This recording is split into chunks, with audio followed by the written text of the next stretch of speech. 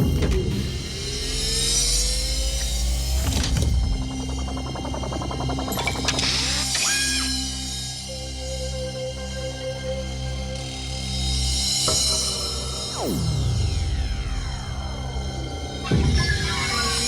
etorria ikusbit datutegira. Dagoeneko zure telebista gure zirkuituei lotuta dago.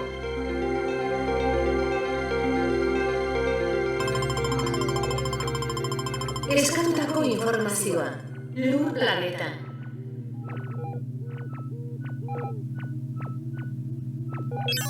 Zure eskaera prozesatzen ari da gure ordenagailu zentralean. Naturzientzien artxibategian sartzera goaz. Espazioaren handitasunean, hainbat eta hainbat izarren artean galdurik, planeta txiki bat bere ardatzean bira eta bira ari da. Planeta horrek berezitasun bat du, gure etxea da, Lurra. Eguzki izeneko izarraren inguruan biraka dabilen 9 planetetariko bat. 1969an Neil Armstrongek ilargian oina jarri zuenean, begiak Lurrerantz zuzenduz zera esan omen zuen. Gure etxea, haundia, disdiratsua eta oso ederra da. Lurrak, 4 planeta gasdunak baino askoz txikiagoa izan arren, bere atmosferari eusteko tamainu eta densidade egokia dauka. Eguzki sistemako gunerik privilegiatuenetariko batean kokaturik dago, eta bizia sortzeko behar duen ainako berotasuna hartzen du. Lurreko atmosfera batez ere nitrogeno eta oxigenoz osaturik dago. Eguzki sistemako beste planetetan ez bezala, ura ugari da egoera likidoan. Beroni esker hazi eta elika daitezke, Lurrean diren 20 bilioi tonelada animalia eta landare.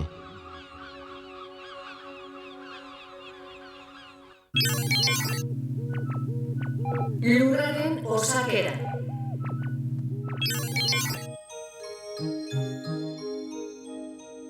Gaur egun, lurrazala nahiko zehazki ezagutu arren, gure planetaren barrukaldea ez dugu ia ezagutzen. Badira, zenbait metodo Lurraren barrukaldea ezagutzeko. Hauetariko bat, prospekzio geologikoak dira, eta egia esan orain arte ikertutakoa ezer gutxi da. Beste metodo bat, desintegraturiko planeta edo meteoritoen ikerketa da. Lurraren barrukaldeko geruzetatik etorriz, sumendiek jaurtitzen duten materia ere aztertu ohi da. Lurrikara ikerketak ere garrantzia handia du. Lurreko geruza desberdinak igarotzen uhin sismiko ekartzen duten abiadurak, Lurrak berak dituen osagaien berri ematen digu.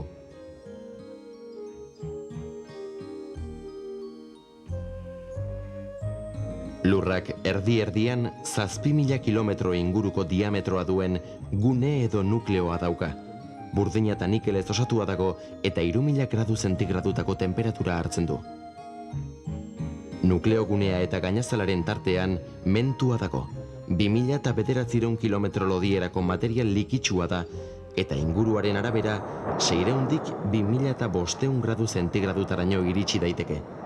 Silizio, magnesio eta nikelez osatua dago.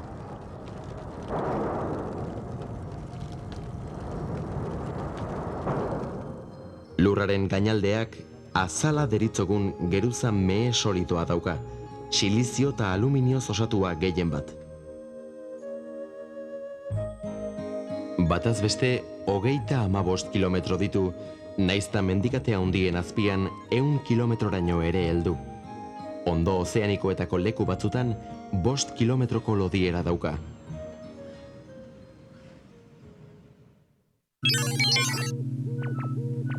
Lurrazala. Lurraren azala, edo litosfera, Lurraren kanpokaldea da. Eta Lur osoaren 100% besterik ez da. Mantu likitsuan flotatzen duten zenbait plakaz osatua dago. Lurraren barne energiari esker, plaka hauek etengabe mugitzen ari dira. Duela 200 milioi urte, kontinenteek Pangea izeneko lurmasa bakar bat osatzen zuten. Poliki-poliki, superkontinente hori atalka zatituz joan zen, eta kontinente txikiagoak sortu ziren gaur egungo itxura hartuz. Plakak oraindik ere etengabe mugitzen ari dira eta 50 milioi urte barru lurreko geografia erabat ezberdina izango da. Zenbait lekutan, Atlantiar Ozeanoaren ondoan adibidez, plakak elkarrengandik aldentzen ari dira. Bi plaka bata bestearen ondotik bereiztean, arraildura edo arrakalak sortu ohi dira eta hortik mantuan dagoen magma irteten da mendikate handiak sortuz. Zenbait mendia indira handiak, ze azalera irten eta irlak sortzen dituzte. Beste leku batzutan, plakek elkar jo ondoren, lurraren azala zimurtu egin ohi dute. Indiako plakak Asiakoarekin topo egin zuenean, Himalaia mendikatea altxatu zen. Bi plakek topo egiten dutenean, eskuarki bata bestearen azpian gelditu ohi da, eta presio ikaragarri hori lurrikara eta sumendien jaurtikaldietan jare egiten da.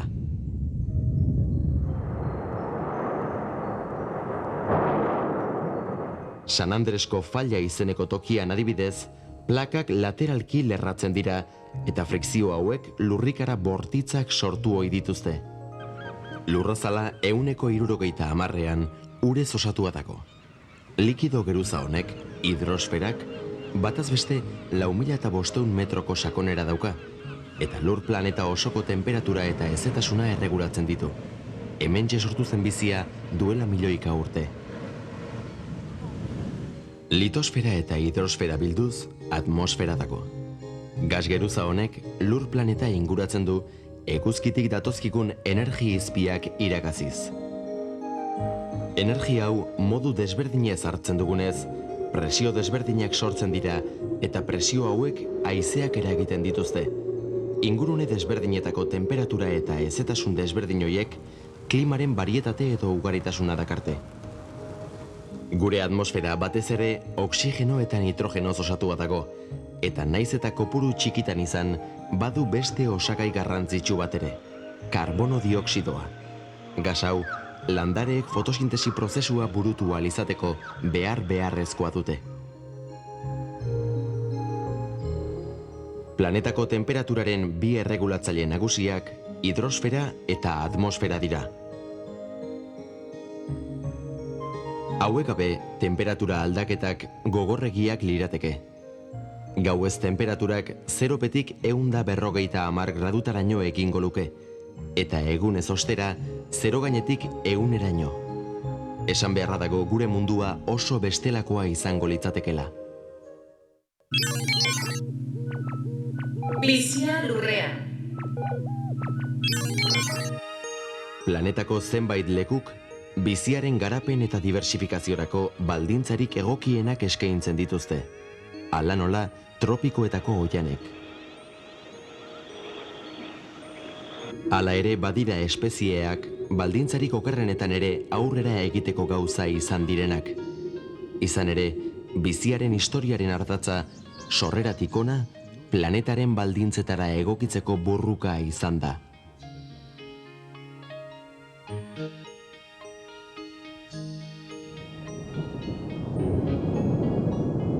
Kaktus landareak adibidez, bere egokitzapen biologikoa esker, desertuaren aurkako burrukan garaile irten dira.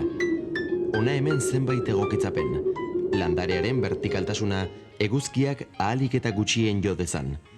Horrien ordez, arantzak izatea, evaporazioa gutxitzeko.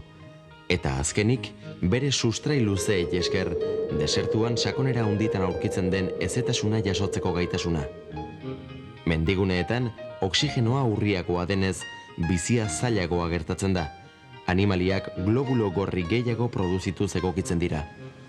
Itsasondo sakonetan, uraren presio ikaragarriak eta argirik ezak arrainen espezie batzuk itxura bitxiak hartzera bultzatu ditu. Kasu batzutan, bakoitzak bere argia produzitzeraino. Lurreko atmosferaren konposizioa aldatu egin dute izaki bizidunek milioika urtetan zehar. Hasiera batean ez zeukan oxigenorik, gaur egun ordea beste konposizio batu. Naturak hainbeste milaka milioi urteren buruan lorturiko oreka urte gutxitan hautsi dezakeela erakutsi du gizakiak. Izadia salbatzen ezpada, ez da gizakirik ere salbatuko. Norabidea aldatzen ez badugu, lurrak biraka jarraituko du, baina lekukorik gabe. Laburpena. Lurra, eguzki sistemako beste osagai batzurekin batera, esnebidea izenekoaren beso espiraletariko batean aurkitzen den planeta txiki bata.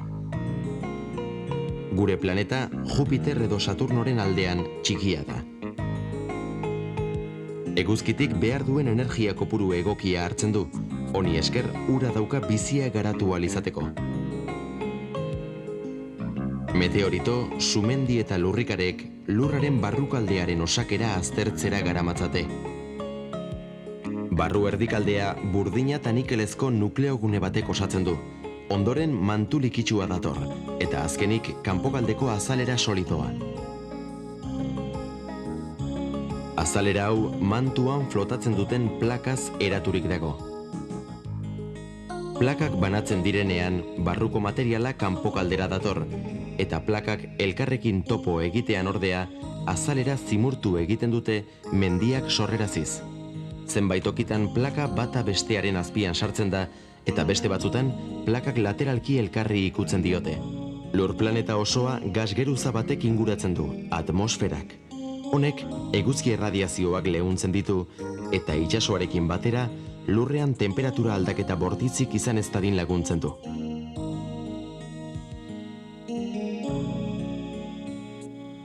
Bizi baldintzak oso zailak diren lekuetan ere, esan berri dugunari esker, bizia agertzen da.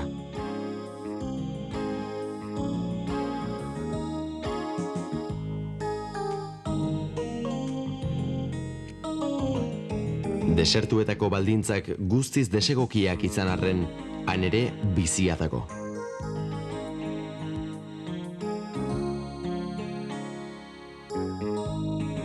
Itsasondo sakonetan ere bada bizirik. Gizakumea bere axolagabekeriaz, naturaren oreka kolokan jartzen ari da, eta bizia arriskuan.